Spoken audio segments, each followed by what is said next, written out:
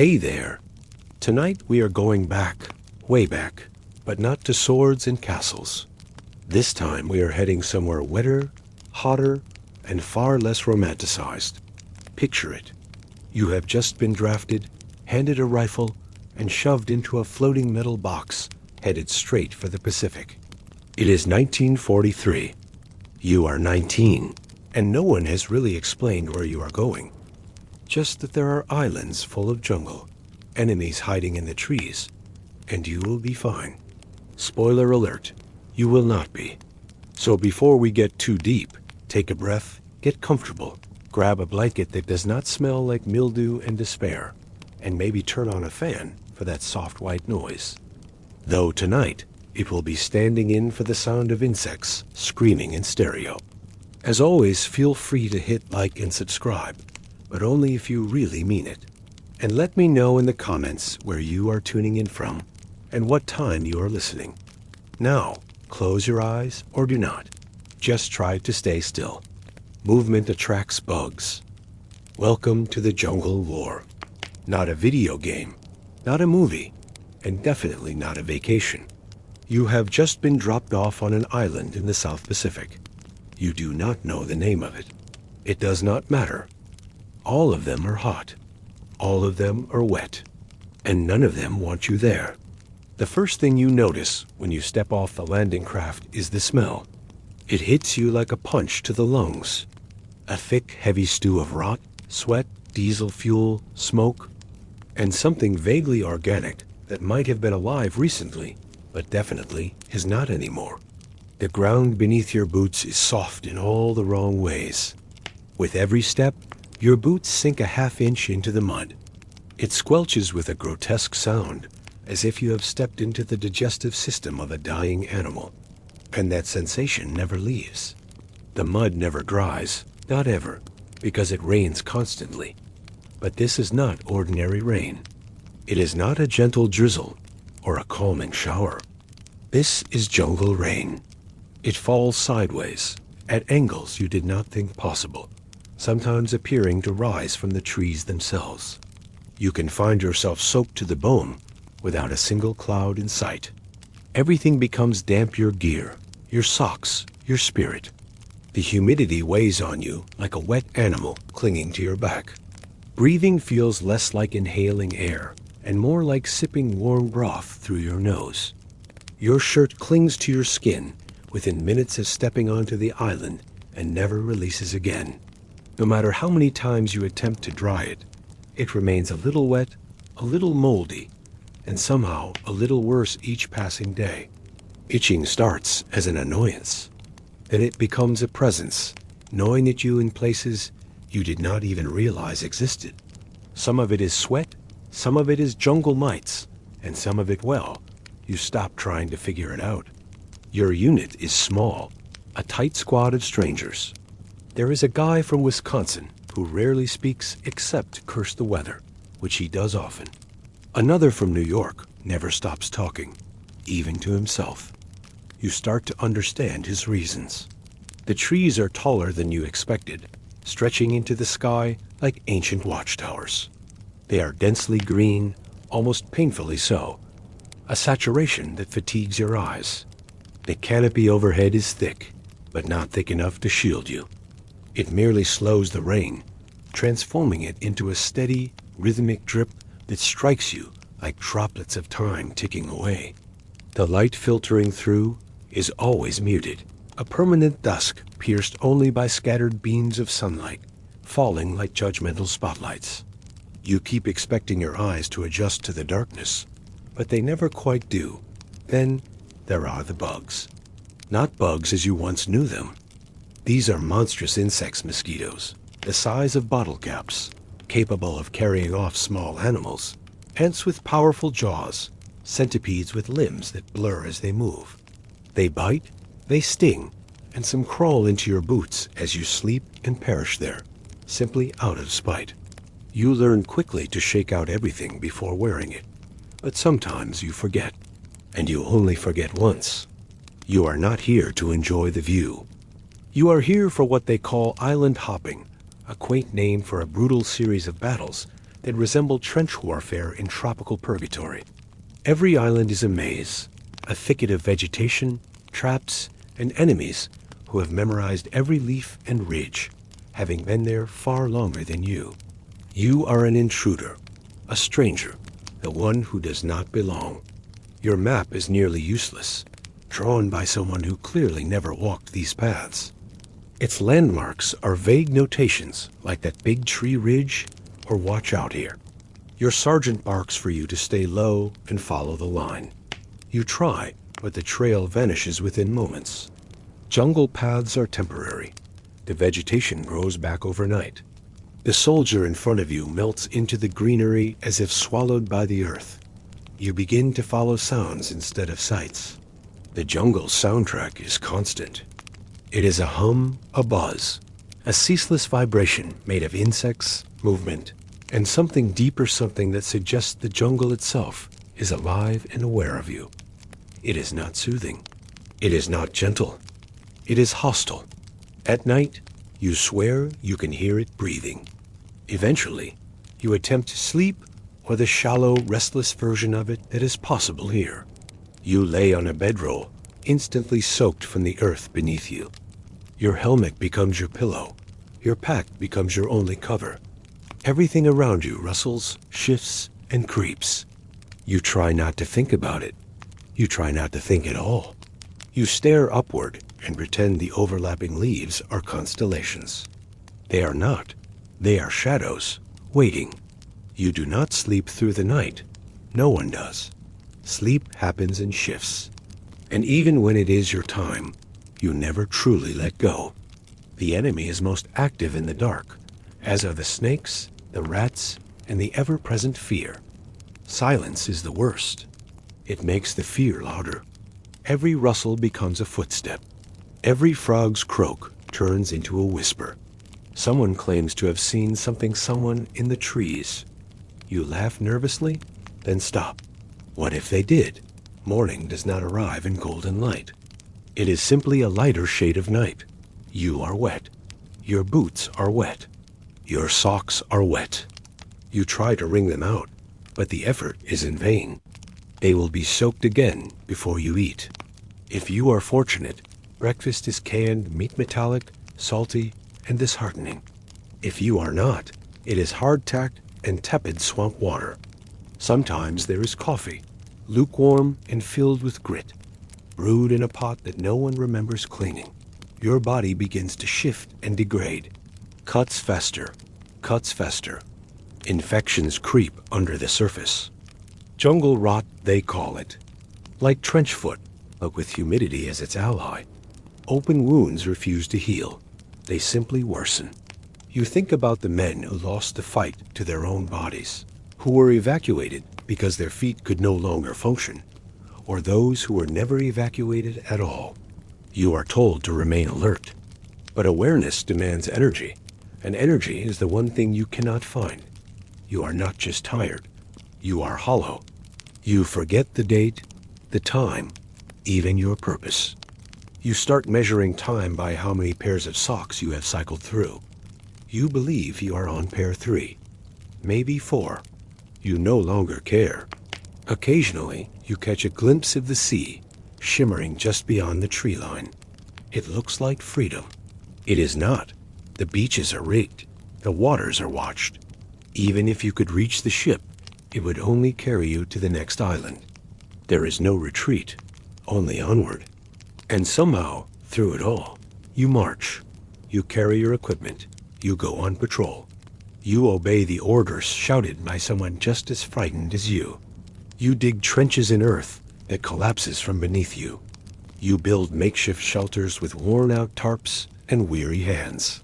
You scan the trees for snipers, who may or may not be real. You hear gunfire in the distance and pray it does not move closer. You hear silence and fear it will, because this is only the beginning. This is the welcome. The jungle has not yet begun to show you what it is truly capable of. There is a saying they used back then, something about how the real war was not with bullets or bombs. It was with the mud, the heat, and the fact that no one had invented breathable underwear yet. You have now been on this nameless jungle island for almost 24 hours. Technically alive, technically combat ready. Realistically, you are sleep-deprived, waterlogged, and already suspicious that your insides are planning a mutiny. Your uniform clings to you like regret. It was stiff and scratchy before. Now it has developed its own ecosystem. Jungle fabric, they called it. Supposedly lighter than wool, but somehow just as unbearable. The shirt never dries. Your pants hold on to moisture like they are emotionally attached to it. The belt digs into your waist, chafes your skin, and carries a smell as if it were cleaned with sour milk and wet copper pennies. Your boots are another crisis entirely. They are heavy even when dry, which they are not, and now every step you take sounds like you are walking on raw meat. Something is growing in them. You choose not to ask what. You have not seen a proper latrine since you arrived. Instead, you dig a shallow hole, stare into the endless green around you, and try not to focus on the hissing sound nearby. Perhaps it is a snake. Perhaps it is the final thread of your dignity unraveling. Either way, you finish quickly and bury the evidence like a war crime. There is no toilet paper, only a canteen of water you are supposed to conserve, and a few broad leaves that you silently pray are not poisonous. Later, you will discover they were. Hygiene has become a concept rather than a practice. You have been issued a razor, a bar of soap smaller than a matchbox, and instructions to stay presentable, as if anyone here is taking notes. Your face now wears a patchy, uneven stubble. A blend of sweat, dust, and jungle has created a vague, beard-like film. Every time your fingers rake through your hair, a small cloud lifts into the air dust, mold, maybe something else entirely. No one knows. Rations are opened with the caution of someone diffusing a trap. Each tin is a mystery. It might contain meat, or something pretending to be meat. Occasionally, someone receives fruit cocktail as syrupy miracle that tastes like childhood and better days. But mostly it is meat hash.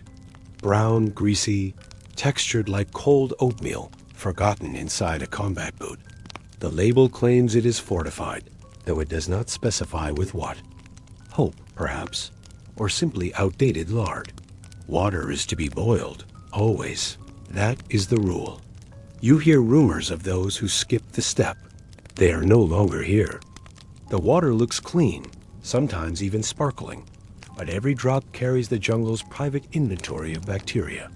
Some strains give you cramps, some give you fever. Others rearrange your internal organs into strange new patterns and leave you bargaining with deities you had previously ignored. You sip from your canteen like it is laced with venom, because in a way, it is. You tell yourself it tastes fine. It does not. No one warns you that the jungle smells change with your proximity to collapse. In the morning, it is sour, like soggy leaves and stale breath. By midday, the air thickens with sweetness that makes your stomach churn. By evening, the scent is pure decay. The entire forest is decomposing, inch by inch, moment by moment, and now you are part of it. Death is not dramatic here. It is quiet, immediate. The jungle does not mourn. It consumes.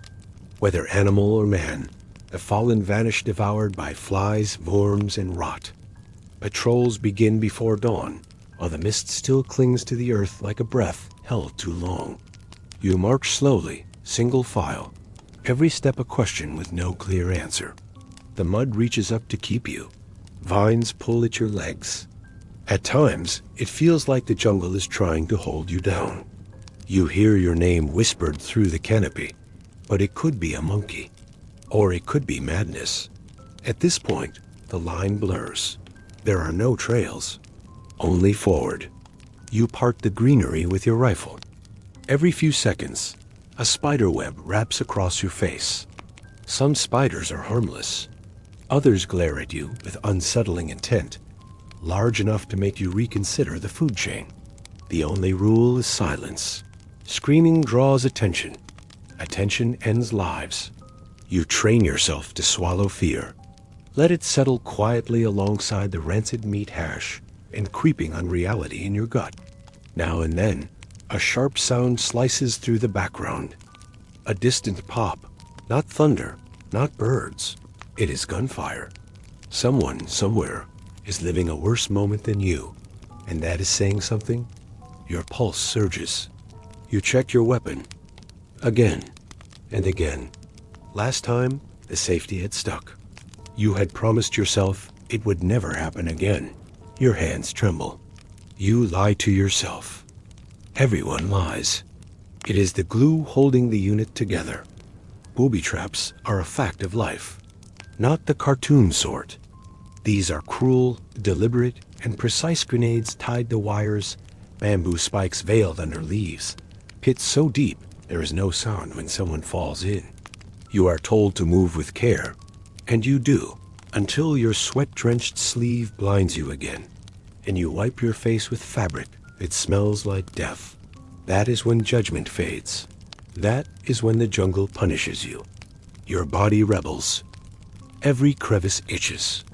Armpits, thighs, places you had never considered before. The squad shares complaints like baseball cards.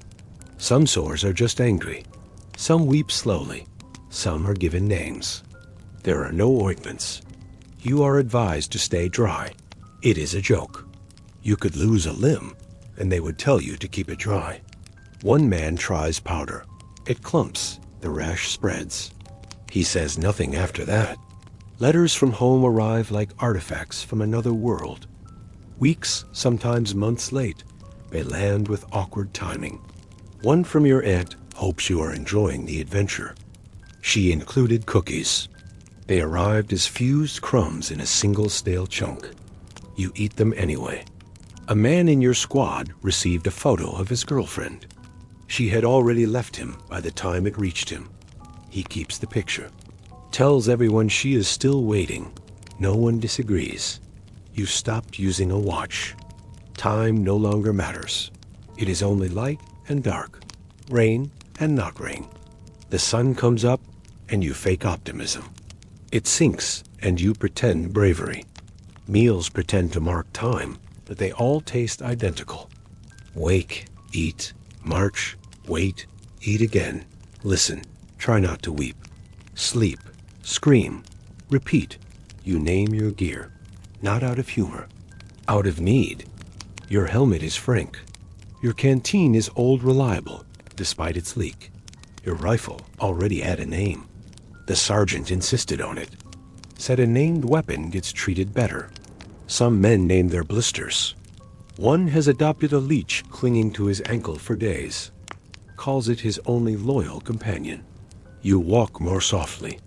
Breathe more gently. Stillness becomes an art. You begin to hear the silence between jungle sounds. A brief quiet before something shifts. Perhaps it is instinct. Perhaps madness. But it has worked so far. You have not triggered a mine. That is enough. And still, the jungle continues. Rain falls. Boots decay. Mosquitoes feast. Somewhere, someone screams. It might be battle. It might be a nightmare. You check your weapon. Check your socks. Scan the trees. You have not seen the enemy yet. You are not even certain they exist. But something watches. You feel it. You have felt it since the moment you arrived. This is day 2 or 3. It no longer matters. You have stopped counting. You are here now. You are part of the jungle, whether it wants you or not. You would think after a day of slogging through heat, hunger, and uncooperative terrain that sleep would come easy. It does not. Nothing does out here. Night in the jungle does not feel like a pause or a break. It feels like another kind of attack, just slower, quieter, and a little more personal. You have now been on this nameless jungle island for almost 24 hours. Technically alive, technically combat ready. Realistically, you are sleep-deprived, waterlogged, and already suspicious that your insides are planning a mutiny. Your uniform clings to you like regret. It was stiff and scratchy before. Now it has developed its own ecosystem. Jungle fabric, they called it. Supposedly lighter than wool, but somehow just as unbearable. The shirt never dries. Your pants hold on to moisture like they are emotionally attached to it. The belt digs in, chafes, smells like someone wiped it down with sour milk and wet pennies. Your boots are a separate crisis. They are heavy even when dry, which they are not. And now each step sounds like you are marching on raw meat. Something is growing in them. You do not ask what. You have not seen a proper latrine since arriving. Instead, you dig a hole, stare at the green wall around you, and try not to think about the sound of something hissing nearby. Maybe it is a snake. Maybe it is your last shred of dignity trying to escape. Either way, you finish quickly and cover it up like it is a war crime. No toilet paper, just a canteen of water you are supposed to conserve. And some leaves that you silently pray are not poisonous. Later, you will find out they were. Hygiene is mostly theoretical at this point. You have been issued a razor, a bar of soap the size of a matchbox, and instructions to stay presentable, as if anyone out here is keeping score. Your face is already growing a patchy layer of stubble. A mixture of sweat and dirt has formed what could generously be called a chin beard. And every time you run your fingers through your hair, a small cloud of something releases into the air. Dust, mold spores, pure despair. No one knows. Rations are opened with the same enthusiasm as opening a cursed relic. Each tin is a surprise. Could be meat, could be meat-like. Sometimes you get fruit cocktail, which is the closest thing to joy anyone sees in a week. But mostly it is meat hash, brown, greasy, and the exact texture of cold oatmeal left in a boot overnight. The label says it is fortified with what, they do not say. Probably hope and expired lard. Water is boiled always, or at least it is supposed to be. You hear stories of guys who skip it. They do not come back, right? The water here is clear enough to look safe, but every drop carries the jungle's private bacteria collection. Some of it gives you cramps. Some gives you a fever. Some just rearranges your organs like a home renovation project and leaves you praying to every deity you never believed in. You sip your canteen like it is poisoned, which it sort of is, and try to pretend it tastes better than it does. It does not. No one tells you this, but the jungle smells different depending on how close you are to death. In the morning, it is sour, like wet leaves and stale breath. By midday, it is thick, humid, and vaguely sweet in a way that makes your stomach turn. By late afternoon, it just smells like rot. The whole place is decomposing in slow motion, and you are now part of it. When something dies out here, animal, human, it does not matter. It disappears fast. Flies, worms, mold. The jungle reclaims everything. It does not bury the dead. It eats them. Patrols start early, before dawn, while the mist still hangs low over the ground like a warning. You move slow, single file, every step a gamble. The mud grabs at your feet like it is trying to keep you. Vines wrap around your ankles. You swear you hear something whispering your name, but it is probably just a monkey or a hallucination. Hard to tell at this point. There is no trail, just forward. You push aside branches with your rifle, wiping spider webs off your face every 30 seconds. Some spiders are harmless. Others are the size of your palm and seem deeply offended by your presence. The rule is simple. Do not scream. Screaming gets attention. Attention gets you dead. You learn to suffer silently. Swallow the fear. Let it settle in your gut next to the bad meat hash and the mounting sense of unreality. Occasionally, you hear something that is not nature. A pop in the distance. Not thunder, not birds. That is rifle fire. Someone is having a worse day than you, and that is saying something. Your heart starts pounding. You check your weapon again and again, because last time the safety was stuck, and you promised yourself you would never let that happen again. You pretend your hands are not shaking. Everyone pretends. It is the only thing holding the group together. There were booby traps. Not the cartoon kind with sticks and nets. Real ones. Grenades tied to tripwires. Bamboo spikes hidden under thin mats of leaves. Pits so deep, you do not even hear the guy hit the bottom. You are told to move carefully, which you do, until the 100th time you have to stop and wipe your face with a sleeve that smells like something died on it. That is when people get lazy. That is when the jungle reminds you it is not just a setting. It is an active participant. Every guy in your unit has some kind of rash now. Armpits, groin, under the arms, in places you did not even know could itch. You start comparing sores like baseball cards. Some are just red and angry looking. Others ooze. A few have been named. There is no ointment. You are told to keep dry. That is hilarious. You could be shot in the leg, and they would still tell you to keep it dry. Someone tries to use powder once. It clumps. The rash gets worse. He stops mentioning it. The letters from home do not help. When they arrive, which is rare, they are 3 months late and wildly irrelevant. Hope you are enjoying the adventure, your aunt writes. She sent cookies. They arrived as crumbs fused into a single stale block. You eat them anyway. One guy got a photo of his girl, but she had already left him by the time the mail caught up. He keeps the picture, tells people she is still waiting. No one corrects him. You have stopped using a watch. Time here is not real. It is just light and dark. Rain and more rain. The sun rises, and you pretend to be hopeful. It sets, and you pretend not to be scared. Meals mark the passing of hours, but they all taste the same. Wake up, eat, march, wait, eat again, listen for gunfire. Try not to cry, go to sleep. Wake up screaming. Repeat.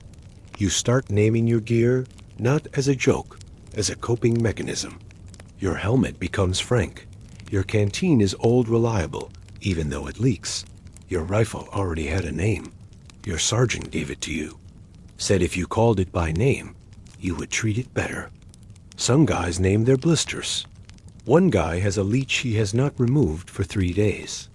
Says it is his only friend, who has not tried to kill him yet. You learn to walk quieter, breathe less, stay still longer.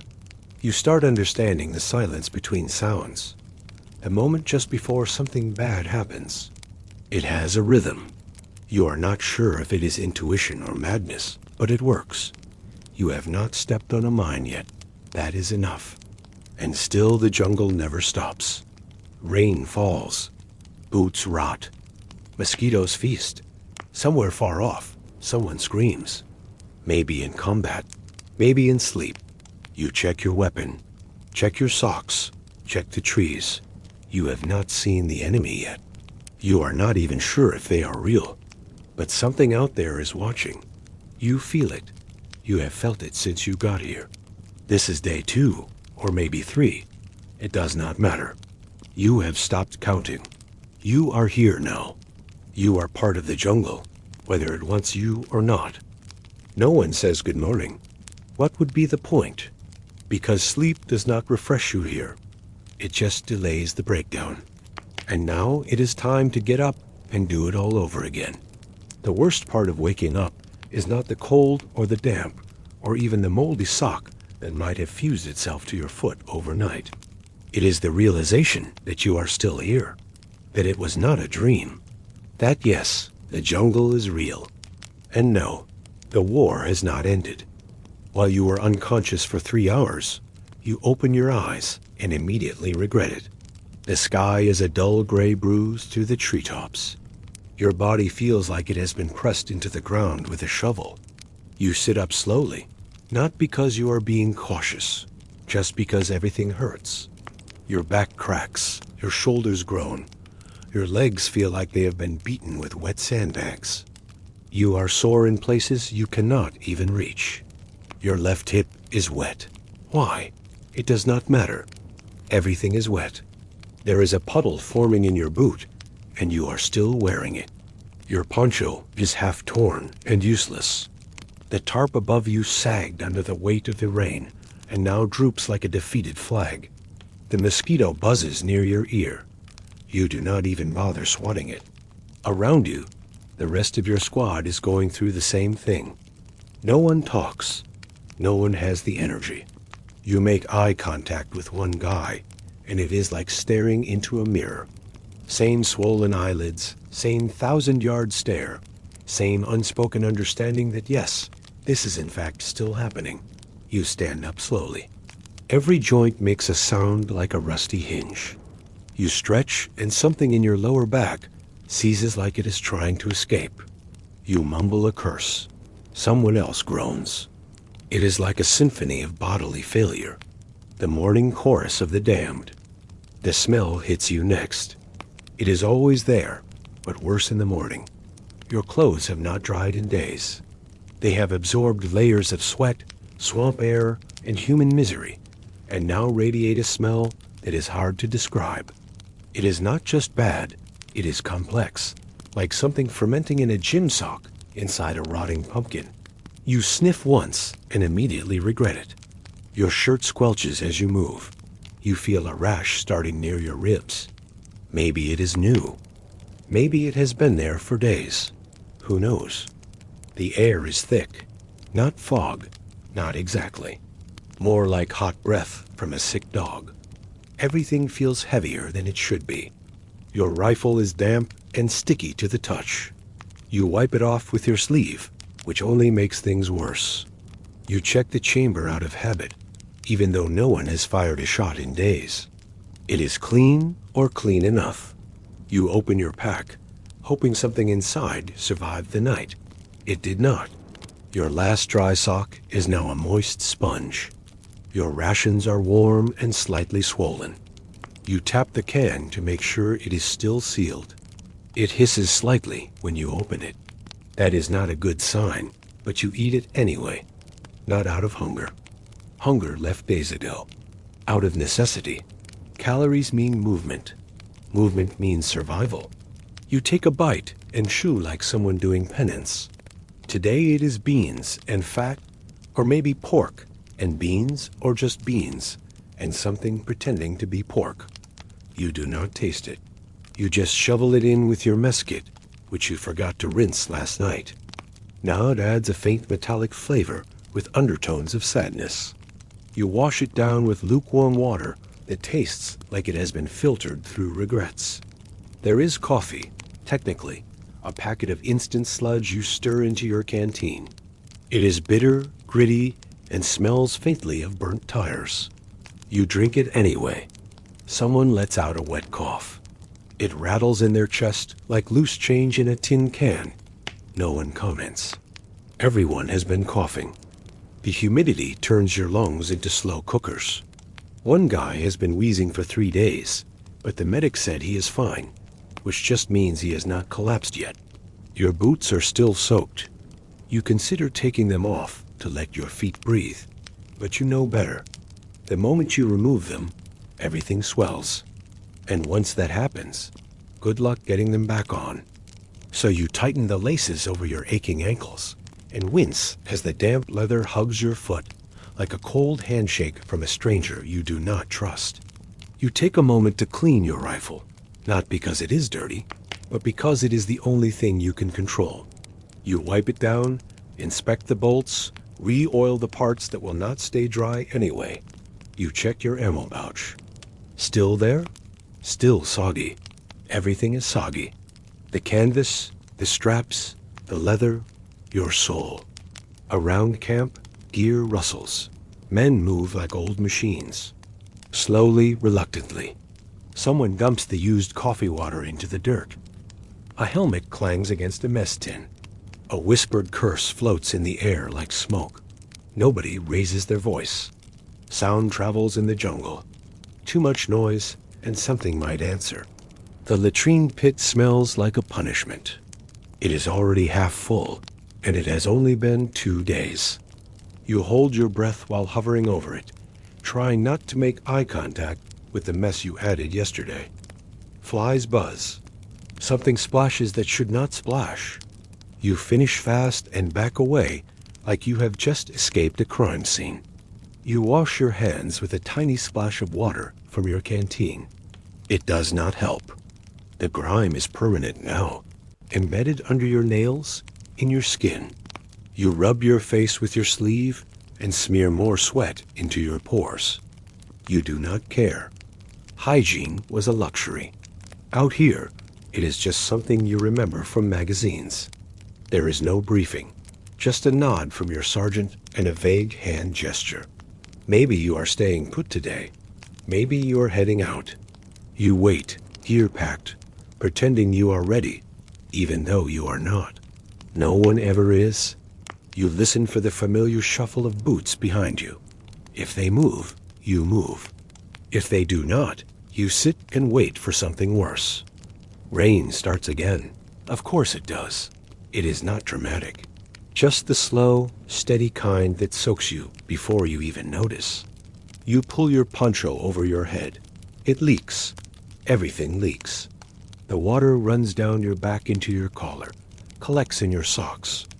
Your skin feels like it is melting. You scratch absent-mindedly at your neck. The rash is spreading. Breakfast sits in your stomach like concrete, warm and uncomfortable. You try to burp and get a hint of metal and beans. A nearby soldier lets out a long sigh. You both make eye contact and then immediately look away. You have run out of things to say to each other. Conversations become a luxury no one can afford. It just reminds you of everything you are not doing. You check your watch. It is fogged up. You tap it. Nothing. It does not matter. Time does not mean much here. It is morning. That is all you need to know. Morning means moving or waiting or dying. You wait to find out which one.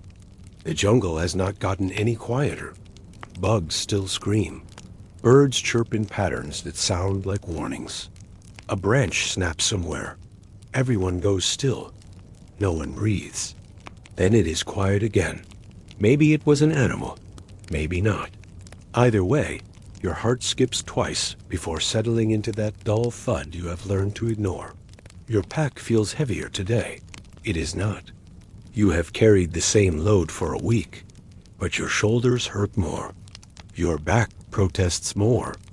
Your fingers are starting to blister from just holding your rifle. You shift your gear and pretend it helps. The guy next to you is muttering something about a letter. He says he is reading it in his head. You do not ask what it says. You just nod like you understand. He is not crazy. Not yet, but close. You hope he holds out. No one says good morning. What would be the point? Because sleep does not refresh you here. It just delays the breakdown.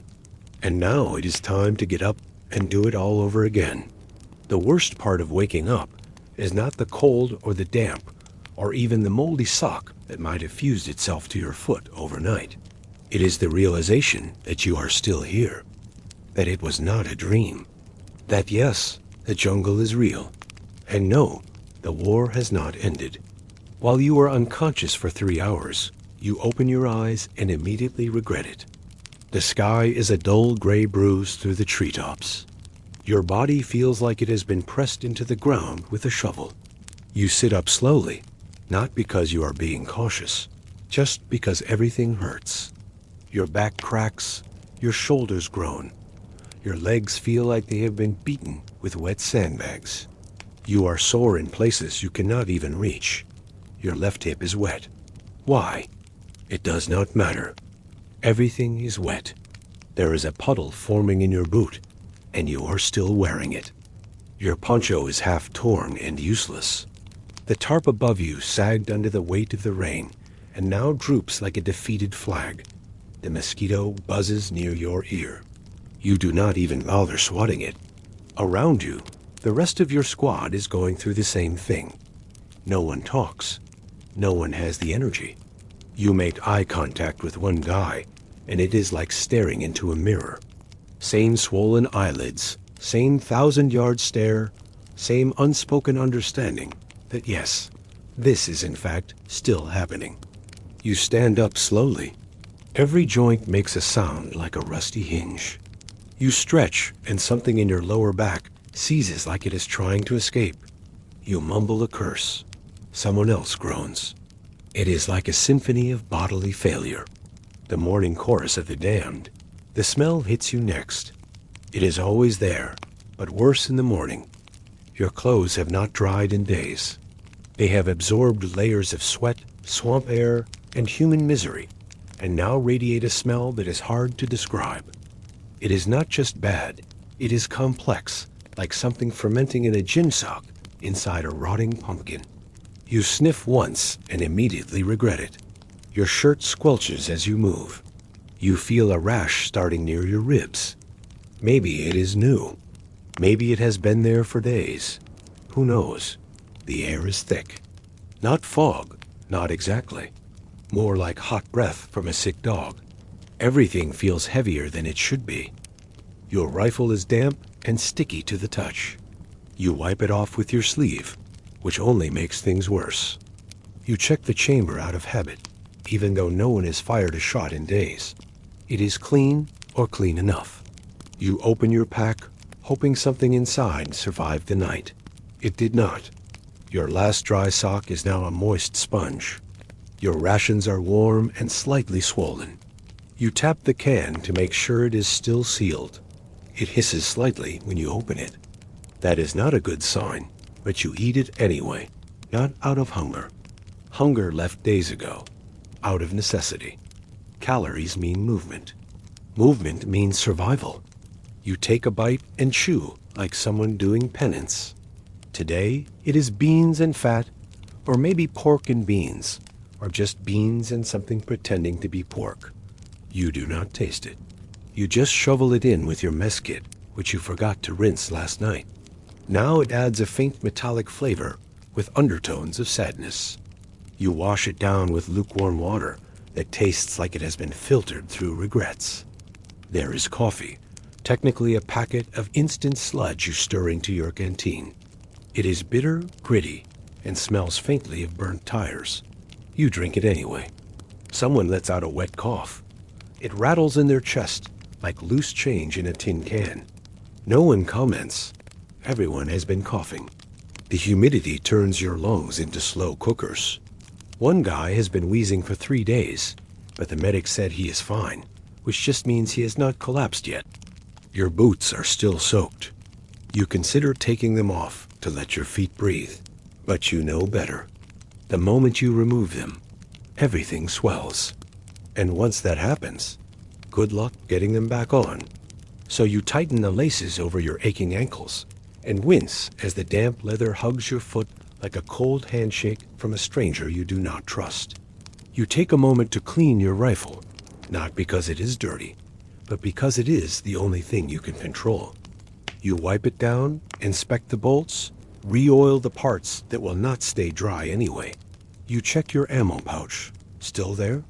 Still soggy. Everything is soggy. The canvas, the straps, the leather, your soul. Around camp, gear rustles. Men move like old machines, slowly, reluctantly. Someone dumps the used coffee water into the dirt. A helmet clangs against a mess tin. A whispered curse floats in the air like smoke. Nobody raises their voice. Sound travels in the jungle. Too much noise and something might answer. The latrine pit smells like a punishment. It is already half full, and it has only been 2 days. You hold your breath while hovering over it, trying not to make eye contact with the mess you added yesterday. Flies buzz. Something splashes that should not splash. You finish fast and back away like you have just escaped the crime scene. You wash your hands with a tiny splash of water from your canteen. It does not help. The grime is permanent now, embedded under your nails, in your skin. You rub your face with your sleeve and smear more sweat into your pores. You do not care. Hygiene was a luxury. Out here, it is just something you remember from magazines. There is no briefing, just a nod from your sergeant and a vague hand gesture. Maybe you are staying put today. Maybe you're heading out. You wait, gear packed, pretending you are ready, even though you are not. No one ever is. You listen for the familiar shuffle of boots behind you. If they move, you move. If they do not, you sit and wait for something worse. Rain starts again. Of course it does. It is not dramatic. Just the slow, steady kind that soaks you before you even notice. You pull your poncho over your head. It leaks. Everything leaks. The water runs down your back into your collar, collects in your socks. Your skin feels like it is melting. You scratch absent-mindedly at your neck. The rash is spreading.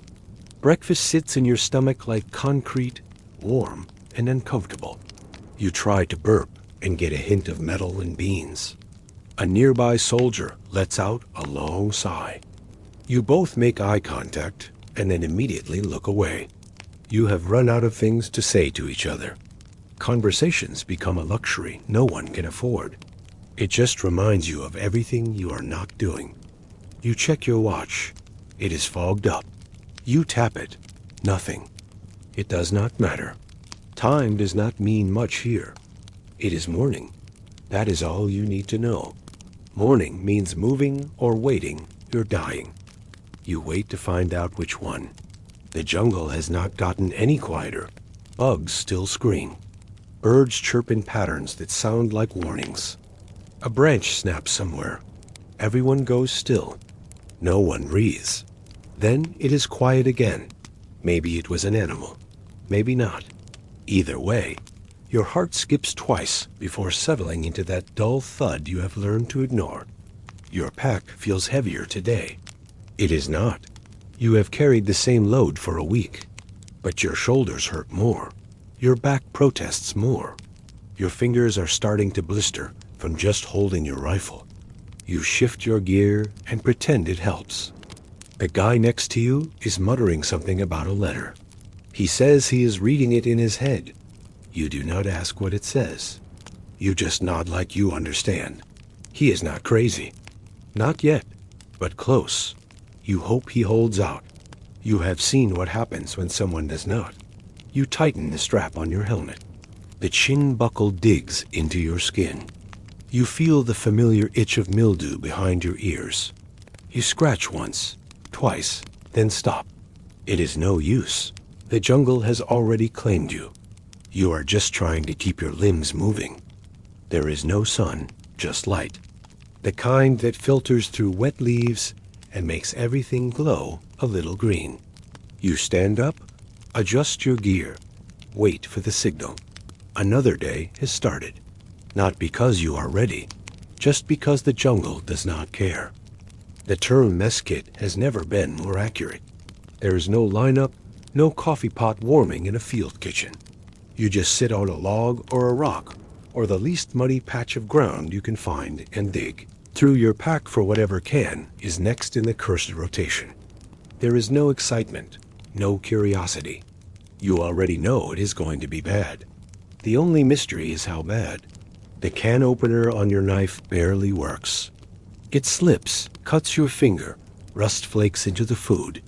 You lick the wound out of instinct, then regret it immediately, because now your mouth tastes like blood and iron shavings. You pry the lid off and stare down into a grayish lump surrounded by some kind of congealed fat that wobbles when touched. It does not have a smell exactly, just a presence. You look around. Everyone else is eating, sort of, chewing quietly, not speaking, just enduring. You spoon out the first bite and hold it in your mouth like a hostage. Chewing does not make it better.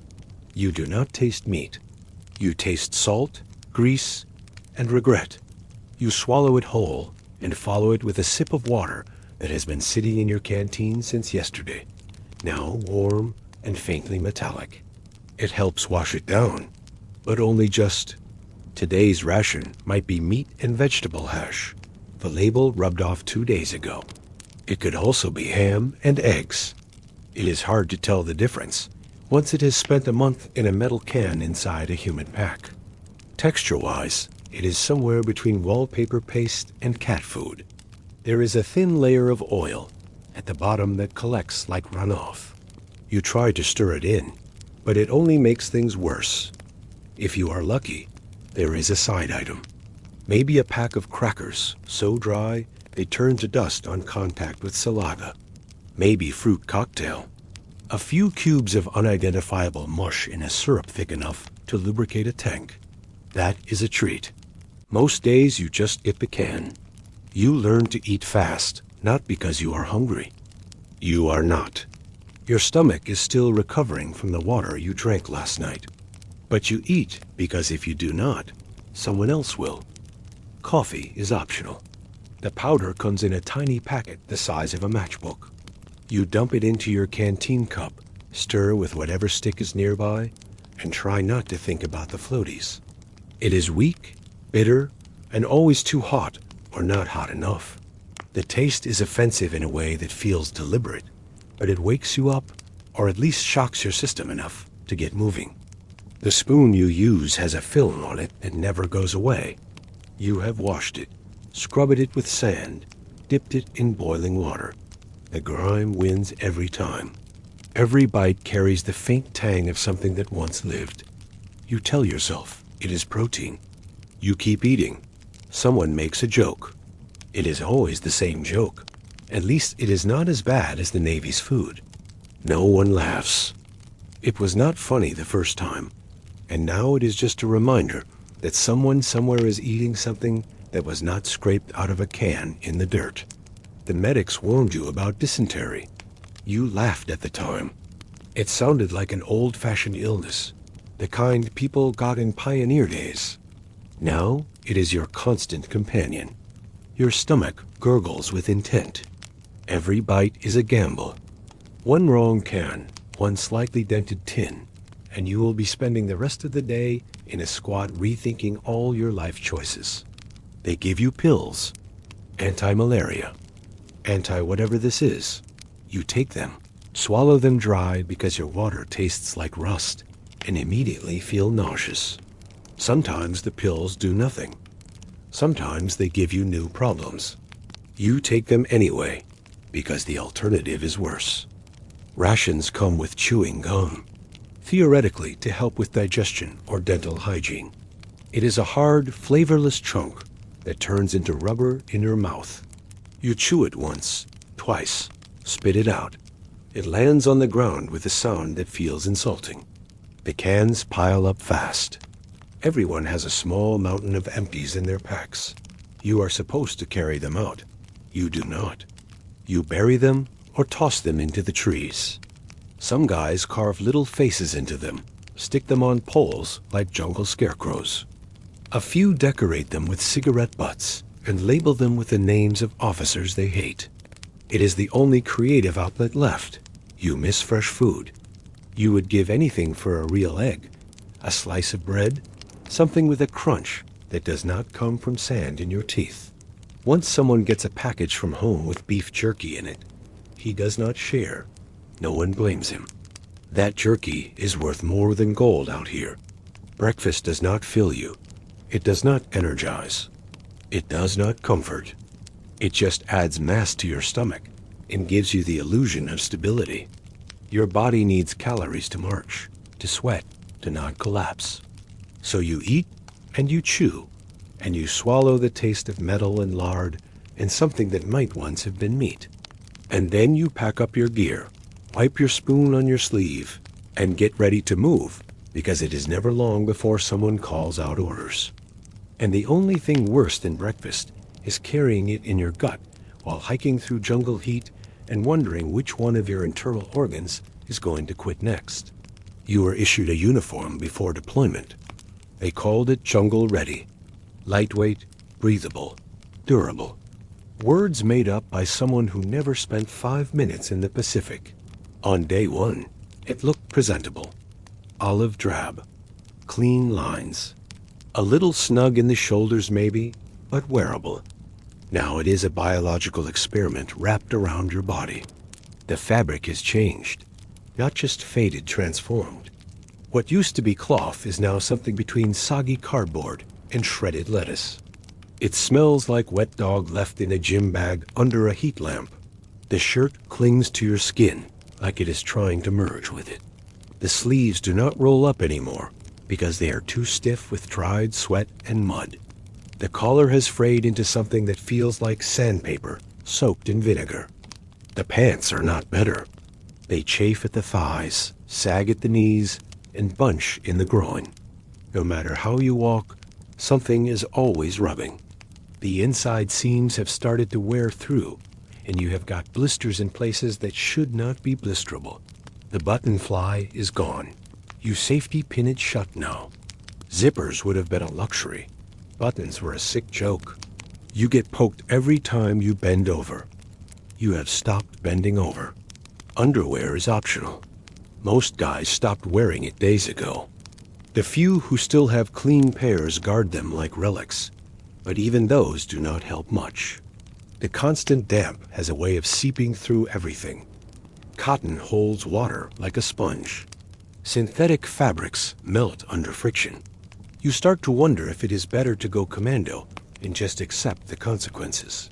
Spoiler, there are always consequences. The socks are the real tragedy. Issued in triplicates. All now varying shades of brown, gray, and despair. No matter how many times you try to dry them over a fire or hang them from your rifle while marching, they stay damp. Not moist, damp, the kind of damp that breeds bacteria. You peel them off at the end of the day, and your feet look like they have been pickled. White, soft, peeling, and the smell. There are no words for the smell. Your boots are falling apart. Once stiff and imposing, now soft around the edges and permanently wet. The soles are starting to separate from the uppers. You tie them tighter, double knot the laces, and hope for the best. Inside, it is like walking on warm, gritty pudding. Your toes are blistered. Your heels are raw. The arch support is theoretical. And when you step in certain kinds of mud, there is a sucking noise that feels both physical and emotional. Every night you try to clean your clothes. At least rinse them, but there is no soap, no brushes, just a bucket, some river water, and a vague sense of futility. You scrub until your knuckles bleed and hang everything on a line. It rains before they dry every time, so you wear them wet the next day again. The jungle does not care about military issue. It eats cloth. Fungus grows in the folds of your cuffs. Mildew blooms in your armpits. There is mold on your belt. You wipe it off, and it comes back. Someone in your squad found mushrooms growing out of his boot leather. He laughed, then he cried. You have holes in both elbows, a rip down one thigh, a tear across the back where your pack rubs too hard on a long march. You patch things with string, tape, or whatever can be stolen from supply drops. Someone once used dental floss to sew up a knee. It held barely. The worst part is the itching. It never stops. Your skin is constantly irritated. Rashes spread across your chest and back like little naps of suffering. You have bug bites on top of bites. A cluster of boils near your waistline. Something on your neck that oozes when you scratch it too hard. The medic said to keep it dry and apply powder. He may as well have said to wish it away. The humidity turns your uniform into a second skin. Not in a supportive way, in a parasitic way. Every movement feels like rubbing your body against sandpaper soaked in soup. You cannot breathe. You cannot cool down. You just sweat into the same fabric that is already soaked with yesterday's sweat. And the day before that, and the day before that. You start to smell yourself, not in passing, constantly. It is like your personal aura. A mix of body odor, mildew, grease, and despair. No one says anything. They all smell too. You pass each other in silence. Two walking mold colonies in combat boots. You remember reading about how uniforms were supposed to be standardized, dignified. There was pride in wearing one. Now you just hope yours holds together, long enough to keep the mosquitoes off your skin and the leeches from climbing up your legs. It is not about pride. It is about survival.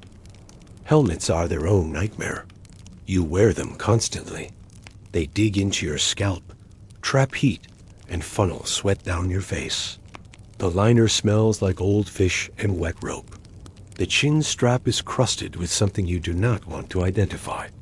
You loosen it sometimes just to feel something resembling relief, but not too much. Loose gear gets you killed. Every soldier looks the same now. Wrinkled, stained, disintegrating. The jungle has leveled everyone. Ranks are hidden under grime. Badges are faded. Everyone's uniform has merged into a single shade of greenish-brown failure. You see guys with sleeves rolled up, pants cut off at the knee, boots duct taped together. No one cares. No one judges. The jungle stripped that away weeks ago. Eventually, you stop thinking of it as a uniform. It is just skin now. Gross, tattered, infested skin that you cannot take off. It does not protect you. It does not define you. It just exists wrapped around you like an insult you carry into every miserable mosquito-soaked day. And then you wake up and do it again. Because out here, that is the only kind of fashion that matters. Your boots are lying to you. Every time you lace them up, you pretend they are still doing their job, protecting your feet, giving you support, keeping you mobile. They are not. They gave up about a week ago, and now they are just holding moisture in and hope out. If your uniform is your skin, your boots are the coffin wrapped around your feet. Every morning, you do the same ritual. You sit on a log or squat near your pack and brace yourself. Then you start untying the laces. The leather is swollen and soft from rain, warped in places, stiff in others. Sometimes the eyelets rip right out when you pull too hard.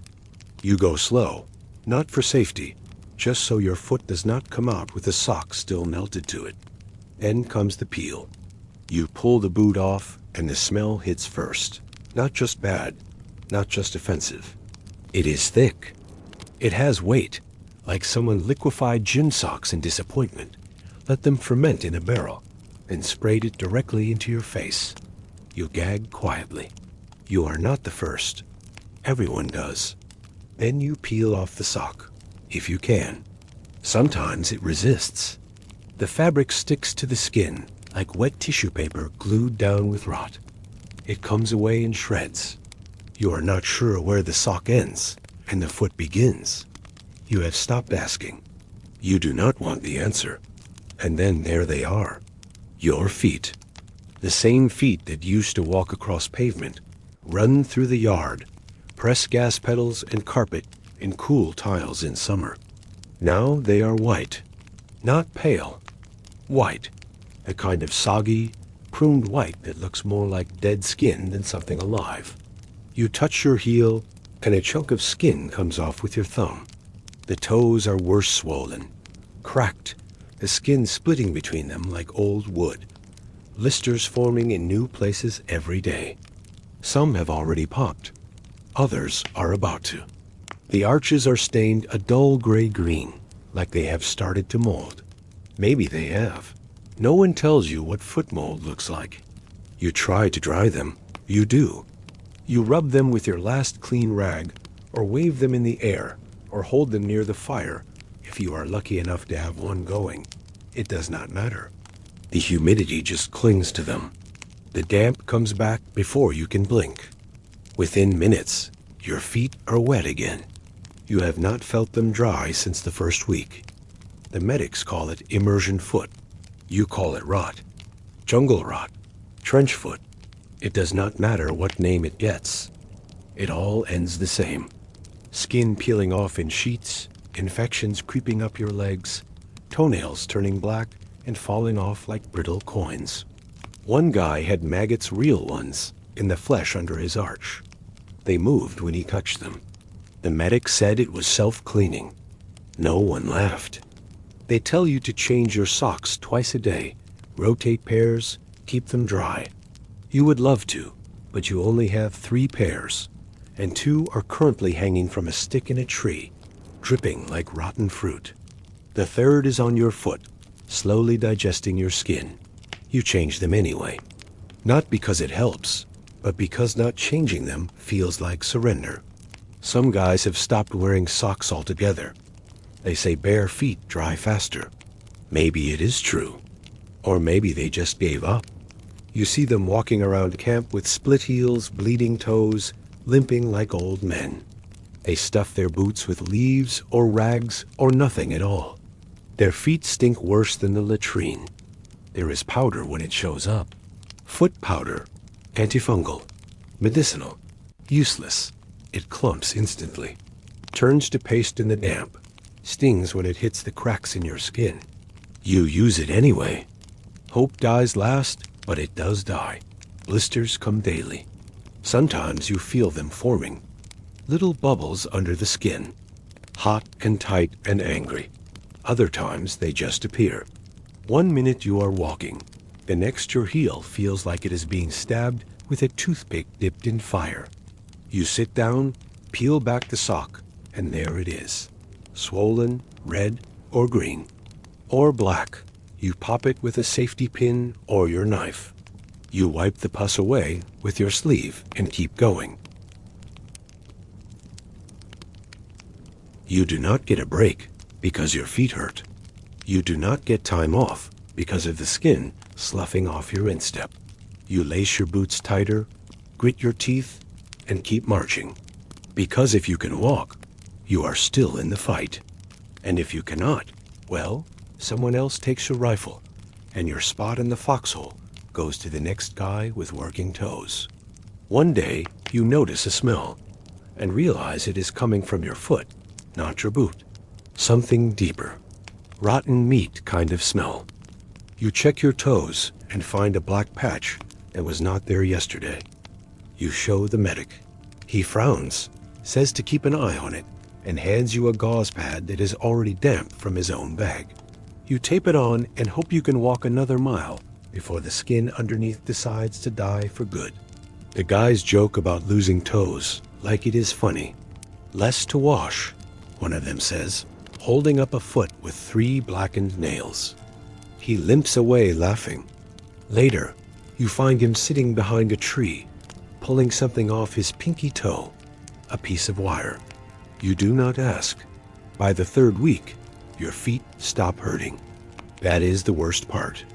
They go numb, like they have given up sending pain signals, like they know you are not listening anymore. You still walk, still march, but every step feels like stomping through sludge in someone else's shoes. You used to dream of hot showers, clean socks, dry floors. Now you just dream of a floor that is not squishy. A morning where your feet do not stick to the inside of your boots. You would kill for 10 minutes with a towel and a bottle of foot powder that actually works. Instead, you settle for removing your boots at night, letting the air hit your open sores, and watching as tiny insects crawl across your toes like tourists in a war zone. You close your eyes, breathe through your mouth, and tell yourself, it is fine because it has to be. These are your feet now, and they are taking you wherever this hell goes next. Your rifle is supposed to be an extension of yourself. That is what they told you in training. Treat it like a limb. Sleep with it. Clean it daily. Know every sound it makes and what those sounds mean. Out here, you treat it more like a roommate you cannot stand, but desperately need. It is heavy, temperamental, and gets you killed if you ignore it. But at least it is company. You were issued an M1 Garand, 8 rounds in a clip, semi-automatic solid stock that can crack a jaw if needed. In theory, it is a good rifle. In training, it performed well. On the range, it was reliable. In the jungle, it is a rusting, mud-cogged pipe that may or may not fire when you need it to. The environment hates machines, and this one is no exception. Every crevice is filled with moisture. The bolt sticks sometimes. Not enough to notice during cleaning, but enough to ruin your day during a firefight. You have learned the tap and slap method. Tap the bolt, slap the stock, try again. Sometimes it works. Sometimes you just swear under your breath and pretend you are not panicking. Mud is the enemy. It gets everywhere. In the barrel, in the action, in the trigger housing. One wrong step and your rifle is submerged in swamp water. You pull it out, shake it off, curse, then disassemble and clean it while crouched behind a root system that might also be hiding a snake. You wipe each part with whatever is dry. Your sleeve, a corner of your pack, the inside of your shirt. It does not matter. The next rain will undo it. The ammo does not like the jungle either. The brass corrodes, the clips warp. If the cartridge fails, the round does not chamber properly. If the round does not chamber, your weapon jams. And when your weapon jams, you have two options. Fix it under pressure or start swinging like it is a club. Neither option is ideal. You hear stories about other rifles. The Japanese Arisaka. Tough bolt action, slower to fire, but rugged enough to work when soaked. The bar, heavy, finicky, spits lead like an angry wasp until it overheats and quits. The Thompson submachine gun, favored by officers and anyone lucky enough to liberate one from a fallen buddy. Great at close range, eats ammo, weighs more than a bag of regrets. You used one once. The bolt stuck shut after 5 minutes in the rain. The .30 caliber machine guns are a group effort. Crew served. You carry the tripod. Someone else carries the barrel. Someone else brings the belts. You never fire it alone. You never clean it fast.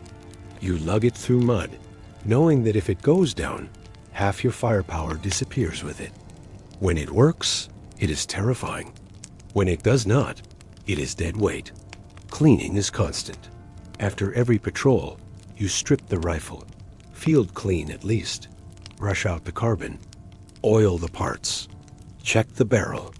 You use an oiled rag that now smells like old pennies and mold. You have memorized every groove in the receiver. You can do it in the dark.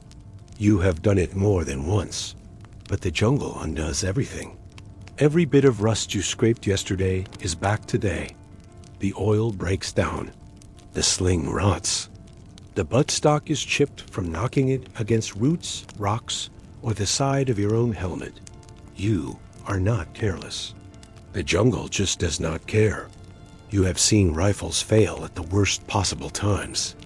During a night ambush when the firing pin stuck and the guy just sat there clicking uselessly.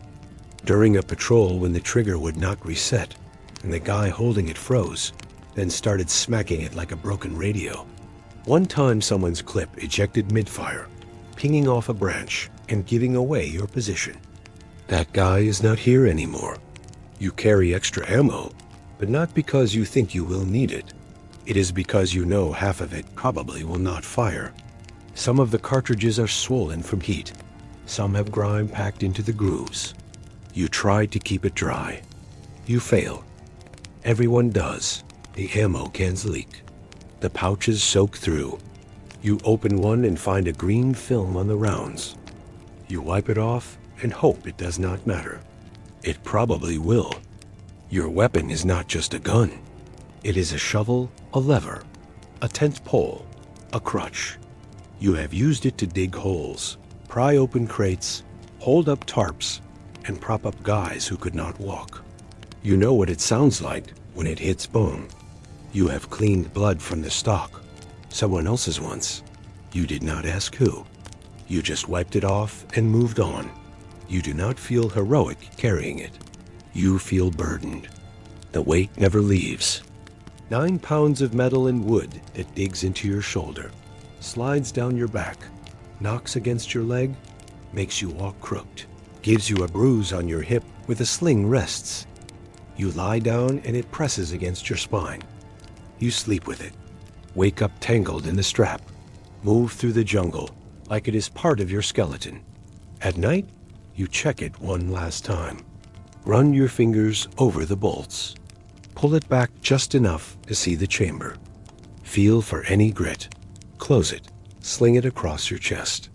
Close your eyes. Listen for the click. That means the safety is on. Pray it stays that way. When a firefight starts, you do not think. You pull the trigger and hope. Sometimes it fires. Sometimes it does not. You do not get mad anymore. You just clear the jam and keep going, because the guy next to you might need cover. Because the enemy does not care if your bolt is stuck. Because if your rifle quits, you might not get a second chance to fix it. Your aim is not great. Nobody's is. The jungle is too dense. Visibility is 10 feet on a good day. You are not firing at people. You are firing at shadows, muzzle flashes, movement in the leaves. You aim where you last saw something. Then you duck. Then you move. You do not have time to count rounds. You fire until the clip pings, then slam in another. If you are out of clips, you are in trouble. You beg, borrow, steal, pull them off the belts of guys who do not need them anymore. You carry more than you should. Your belt sags, your shoulders ache, but you would rather deal with that than run dry mid-fight. One guy tied a piece of string to his last full clip, said it was his panic reload. You asked what he would do when that one was empty. He shrugged, said he would throw the rifle and run. You both laughed quietly. No one runs far in this terrain. Grenades are another story. You carry a couple. They rattle in your pack like loose teeth. The pin loops are bent out of habit. You have practiced throwing, but not in a jungle filled with branches, vines, and uneven footing. You throw one and it bounces off a root, landing 3 feet in front of you. You dive. It does not go off. You sit up and vomit. Then you throw another. That one works. Bayonets are issued, but no one uses them right. The blades are dull. The scabbards fall apart. You use yours to open cans, scrape mud off your boots, or jam into logs to hang your gear. One guy really sharpened it. Then he forgot it was there and stabbed himself in the thigh during a crawl. No one blamed him. Accidents happen when you are tired and everything hurts. Some guys customize their weapons. Wrap the stock in tape. Add sling extensions. Etch names into the metal. Yours still has the serial number and a dent in the side from where it hit a tree trunk during a night march. You leave it there. It feels earned. You thought about what happens if you lose it, if you drop it in a river, if it is torn from your hands, if you have to leave it behind to carry someone else. You know what they say. If you come back without it, do not come back at all. You think they are half joking, maybe less. Every time you clean it, you think about that. That this thing, this heavy, unreliable, rust-stained object is the only thing between you and whatever is out there. You do not trust it, but you need it. And in a way, that is worse. You do not name it. Some guys do. They call theirs Betsy or Lucille or Faith. You keep yours nameless. It is not a friend. It is not a person. It is just a tool. A noisy, awkward, unreliable tool that might keep you alive if it decides to cooperate. When you march, it bumps your side. When you sleep, it rests on your chest. When you die, it goes with you. Not because you loved it, just because the jungle does not offer a choice. There is a strange kind of silence in the jungle before something bad happens. Not quiet. Nothing here is ever really quiet. The insects keep buzzing. Birds keep screeching. Something large keeps stomping around just out of sight. But underneath all that noise, there is this pressure. Like the air is waiting for something. Like it knows more than you do. You feel it in your gut first, then in your spine, then in the back of your throat. You start looking around, not for anything specific, just looking because you know something is wrong. You just do not know where it is, or what shape it is going to take. Snipers are the obvious threat. You know they are out there. You do not know where. You will never see them. Not until it is too late. They have been in the trees for hours, days sometimes, wrapped in bark, mud, and stillness. They do not move. They do not blink. They just wait. One shot, one kill. You do not hear the bullet. You hear the slap of meat. Then the guy next to you drops like a sack of wet cement. You freeze. You wait. Nothing else happens. That is the terrifying part. It is not a firefight. It is a message. You want to fire back, but at what? There is nothing there. Just branches and leaves and shadows. You stare so long your eyes start making shapes. That one root looks like a shoulder. That one leaf twitched. Did it? You do not know. No one does. You are aiming at phantoms. Sometimes you find their nests afterward. A perch up high padded with moss. Empty shell casings. A neat little pile of spent rounds next to a spot that still smells like sweat. Maybe a few bamboo stakes nearby pointing out like jagged teeth. You stare at it and wonder how long they were there. How many times you walked right under them. How often your helmet was in their sights, and they just did not pull the trigger. A jungle is full of traps like that, not just the ones laid by the enemy, though those are bad enough. Grenades wired to saplings, pits lined with bamboo spears, tripwires tied to nothing at all just to make you hesitate. You learn to spot some. You miss others. One guy stepped on a flatboard. Nothing happened. He stepped off. Boom. They built it backwards just to catch you on the way out. But the real trap is the jungle itself. It hides everything, every enemy, every movement, every danger. The plants grow thick and fast. You clear a path 1 hour, and by the next, it is already closing behind you. The canopy turns daylight into a green haze. Shadows dance on their own. You swear you saw someone move just ahead, but there is no one there. And yet you aim your rifle anyway, just in case. You start to hear things. Twigs snapping, leaves rustling, a cough in the distance. But when you get there, nothing. No footprints, no blood, just jungle.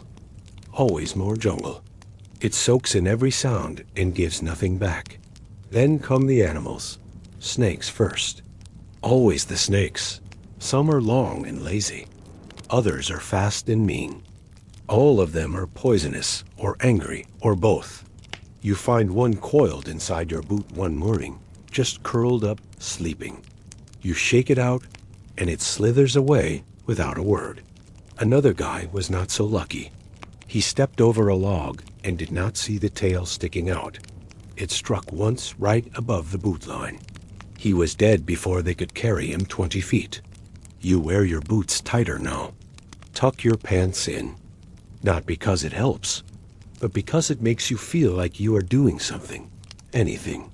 You poke the ground with your bayonet before stepping. Every stick might not be a stick. Every vine might not be a vine. Spiders are next, the big kind. Palm-sized, hairy. Some of them just hang there right in front of your face, waiting for you to walk through their web and scream like a child. Others are ground dwellers. Burrow into your sleeping area. You wake up with one on your chest. You freeze. It stares at you. You do not move. You do not breathe. It crawls away eventually. You do not sleep for the rest of the night. Then come the scorpions, centipedes, things with too many legs. No one even knows the names of half the creatures out here. You just know they bite or sting or crawl into your gear and stay there until you reach in without looking. The jungle itself joins in. You brush against a tree and your skin breaks out in hives. A plant you leaned on is covered in stinging hairs. One guy scratched his arm and his hand swelled up for 2 days. Another slipped down a mossy rock face and landed on something sharp and alive. The wound festered. The medic drained it with a pocket knife. The smells still haunt you. Sometimes you think the trees are watching, not in a poetic way, in a real way. The way branches move when there is no wind. The way a patch of brush seems thicker the second time you pass it. The way the vines hang low enough to grab your helmet, but high enough to avoid suspicion. You cut them back with a machete, and they grow back overnight. You stop asking questions. The jungle always wins. And then there is the heat. The kind of heat that does not just sit on your skin. It enters your lungs, clings to your bones, replaces your blood with sweat. You feel dizzy. You lose track of time. You hallucinate. A rock looks like a helmet. A shadow looks like a rifle barrel. You blink and it is gone. You keep moving anyway, because standing still makes it worse. There are diseases too, ones you do not see coming. Malaria, dengue, jungle fevers with names no one can pronounce. You wake up shaken, teeth chattering, soaked in sweat. A medic shrugs and gives you quinine if he has any left. You vomit it up an hour later. The fever burns through you. Then it fades. Then it comes back. You march anyway. Even the ground is not safe. You step on something that looks solid and sink knee-deep into muck. You claw your way out. Boots suction tight. Rifle slung across your back and covered in slime. You slip, fall, cut your leg on something sharp and rusted. You wrap it in gauze and pretend it will not get infected. 2 days later, it does. Your mind starts to change. You flinch at birdsong. You freeze when the wind picks up. You crouch automatically every time a branch cracks. You have become part of the landscape alert, twitchy, paranoid. Not because you are weak, but because you are paying attention. The ones who stop paying attention do not make it. The enemy wears camouflage, but they barely need it. The jungle hides them without help. They dig in, stay low, move silently. They know the terrain better than you ever will. They speak in whispers, send scouts ahead. By the time you realize they are close, it is too late. A burst of gunfire. Someone screams. Someone falls. The rest dive into the brush, firing blind, hoping to hit something that is not already gone. Sometimes they do not fire at all. Just watch. Just wait. Let the jungle do the damage. Let the weather, the rot, the bugs, and the fear wear you down until you are too weak to fight back. That is the worst kind of enemy. The one that knows patience. You try to tell yourself you are not scared, that you are trained, equipped, part of a unit. But fear is part of the air now. It lives in your lungs. You breathe it in with every damp inhale. You carry it in your pack, tucked next to your extra clip of ammo and your can of rancid hash. You keep it silent, but it is always there. It is because out here, in the middle of this overgrown, boiling, haunted jungle, the enemy is not just men with rifles. It is everything. The ground, the trees, the plants, the heat, the fever, the snakes, the silence, the shadows. All of it. Every single thing is trying to kill you. And most of it does not even care if you see it coming. It does not rain in the jungle the way it does back home. There is no buildup, no dark clouds rolling in on the horizon, no breeze that picks up and makes you glance at the sky. The rain just starts. 1 second you are dry, or as dry as you ever are out here, and the next it is like someone dumped the lake directly onto your head. It does not stop either. It goes on for hours, days. Sometimes you lose track and just assume this is life now. Wet, dripping, muddy, and moldy. No umbrella, no poncho that actually works. Just you, your gear, and a cloud above you that never runs out of water. The sound is constant, not peaceful, not the kind you fall asleep to. It is loud, sharp, angry rain on metal, rain on canvas, rain on leaves the size of dinner plates. It smacks your helmet like fingers tapping out bad news. You hear it in your dreams. You hear it even when it is not raining, which is not often. Your uniform never dries. You could hang it up, wring it out, leave it in the sun if the sun existed. It does not really. Just a dull glow behind the clouds that lets you guess what time it might be. Your clothes are wet when you sleep, wet when you wake up, wet when you march, when you eat, when you dig. When you squat over a latrine pit, you barely had time to finish before the flood started. Your boots squish loudly with every step. Not water resistant, water hungry. They soak it in, hold it tight. Every morning you slide your foot in and feel that familiar, warm, slimy welcome. The socks you hung to dry are wetter than when you took them off. You wear them anyway. The rain changes everything. Trails turn into rivers. Foxholes fill up. Trenches collapse. You dig a position, spend hours reinforcing it, only to have it flood by morning. You try to bail it out with your helmet, with your mess tin, with your hands. It laughs at you and keeps rising. Eventually, you just sit in it, waist deep, shivering, cheeks puffed out, miserable.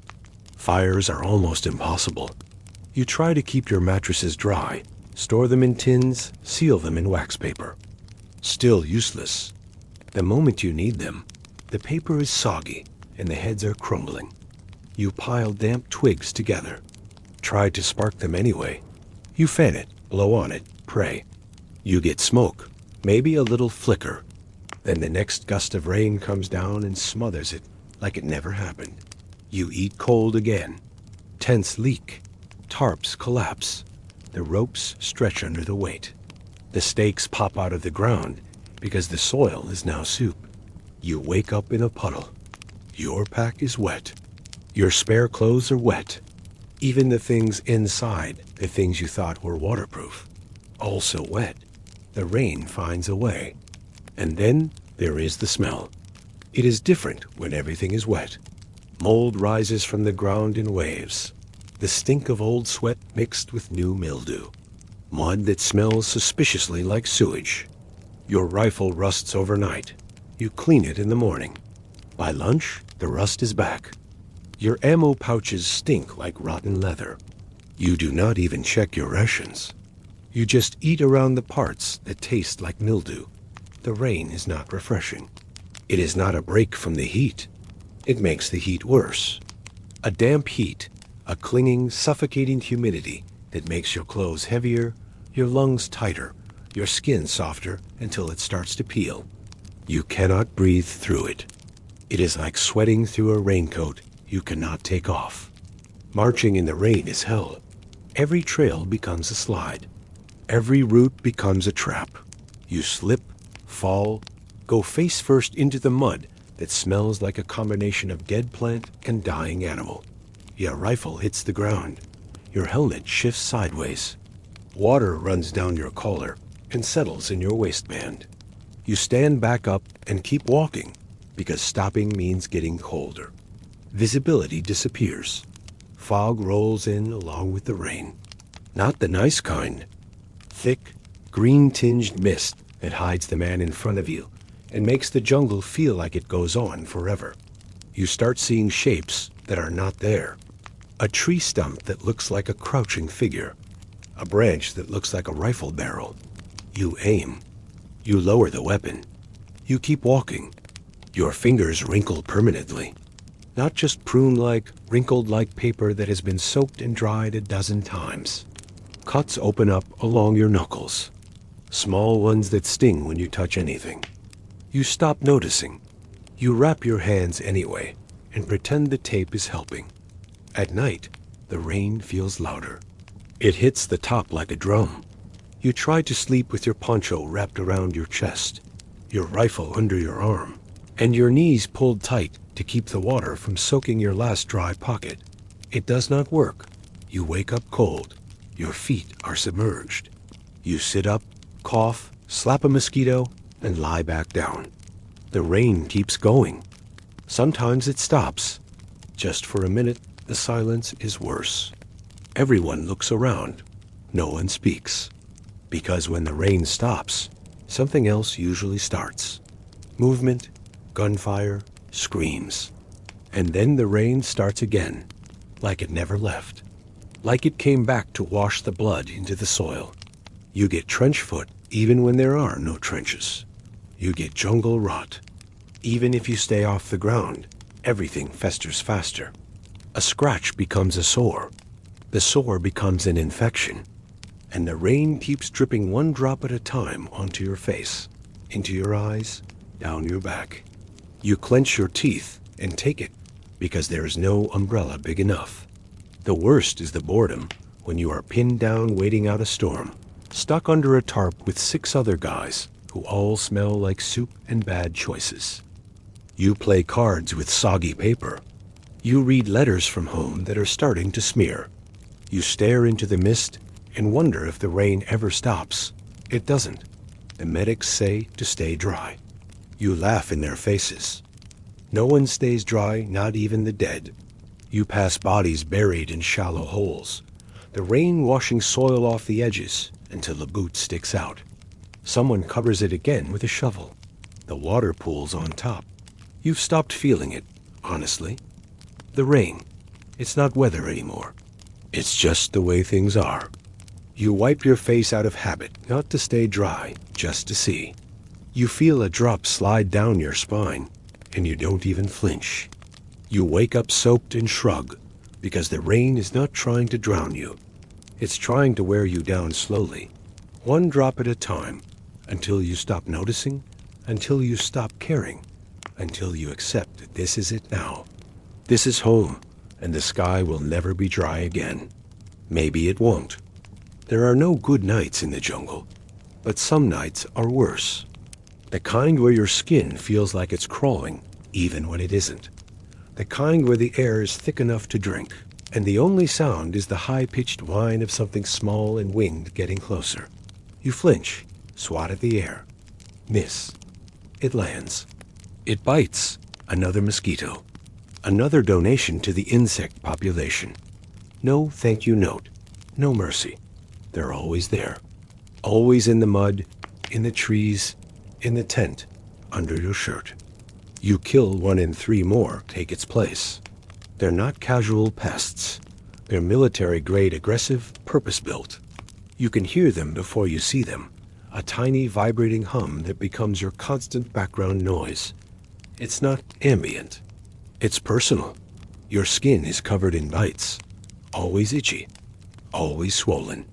Some lake pus, some turn dark red. You scratch until you bleed. Then you scratch more.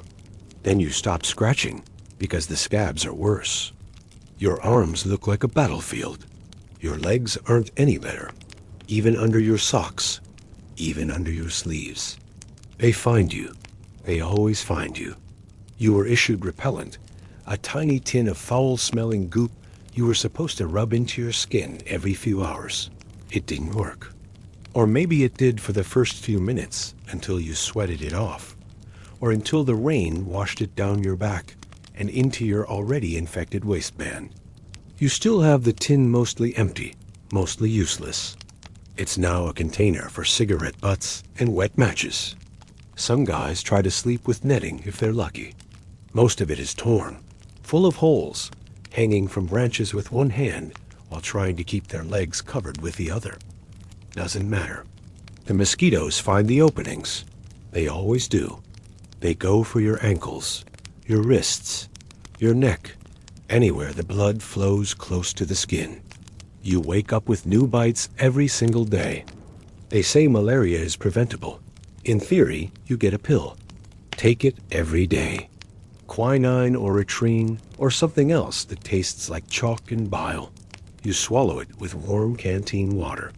Feel it sit in your stomach like a dead mouse and hope that today it works. Sometimes it does, sometimes it doesn't.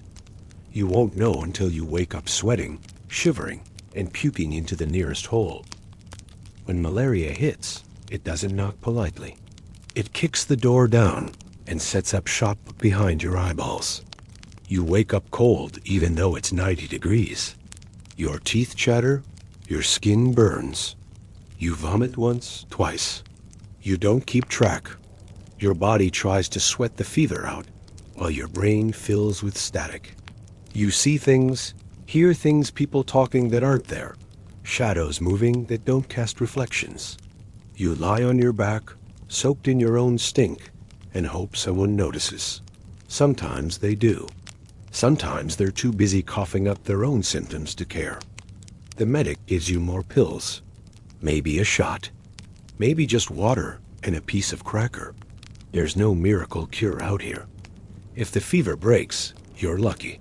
If it doesn't, they carry you out. If they can, then there's the knee. They call it break bone fever. Not because it breaks bones, but because it feels like it does. The pain is deep down in your joints, like someone poured molten metal into your knees and wrists. You lie there in the dirt, eyes open, hands curled, muscles locked, waiting for the waves of nausea and agony to subside. They don't. You can't eat. You can't think. You don't sleep because the pain is always there. You just lie there with your helmet over your face, listening to the mosquitoes buzzing around your ears, knowing that even now, even while your body is falling apart from one virus, you're being injected with the next one. They don't stop coming. Not ever. You walk through clouds of them. You kill 5 just walking from your foxhole to the latrine. They follow you in. You swat, slap, curse, sweat. It makes no difference. You're not a person to them. You're a source, a resource, a meal ticket. You are the buffet. At night, it's worse. Cooler air, more moisture. They love it. They gather like smoke around your head, your legs, your hands. You bury yourself in your poncho. Try to leave no skin exposed. You sweat so much under there, you soak your clothes again. When you emerge, your face is a pin cushion. You rub mud on your cheeks. You cover your arms in soot from a half-dead fire. Anything. It doesn't matter. They still bite. You stop trying to avoid them. You just learn to live with them. The same way you learn to live with the heat, the stink, the sores, and the things that keep crawling into your boots. The mosquitoes are just part of it.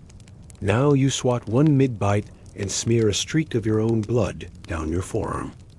You wipe it off and keep digging. Some guys go mad from the itching. That's not an exaggeration. You see them scratch raw patches into their legs. You see them sitting in the mud, muttering to themselves, slapping at air that may or may not contain anything. One guy rubbed so much repellent on his face, he burned a rash into his own skin. His cheeks peeled for 2 days. The jungle loves mosquitoes. It breeds them like crops. Every puddle, every half-empty canteen, every divot in the earth becomes a nursery. You dump them out, step in them, fill them again just by walking away. You can't keep up. No one can. You dream of them. In your sleep, you feel the prick of a bite. Slap your own face. Wake up in darkness and hear them humming. You curl up tighter. Try to cover your ears. Hope they go for someone else. They carry other things too. Japanese encephalitis, viruses, yellow fever if you're really lucky. But you stop keeping track. The only symptom that matters is whether or not you can keep walking. If you can walk, you're fit. If you can't, someone drags you to the medic and then forgets your name. No one comes out clean. Everyone's had it once. Some have had it twice. The jungle keeps score, but never tells you the rules. All you know is that every bite brings you closer to another night of fever dreams and the realization that your immune system is about as overworked as your rifle. You wonder what it's like to go a day without itching. A day without waking up soaked in sweat, biting back bile, coughing into the dirt. You can't remember. You know you used to be healthy, but that was another version of you. That guy is long gone. Now you're the version that wakes up with blood-streaked socks, sunken eyes, and a heartbeat that skips sometimes. The version that still swats at mosquitoes out of habit, even though you know there is no point. They always coming, and you're always here. Because in the jungle, you don't sleep. You simmer. Food is important. Back home, it anchors your day. Breakfast sets the tone. Lunch breaks the rhythm. Dinner means you're done, at least for a while. Out here, food doesn't signal anything. It just reminds you that you're still alive. And that's not always a comforting thought.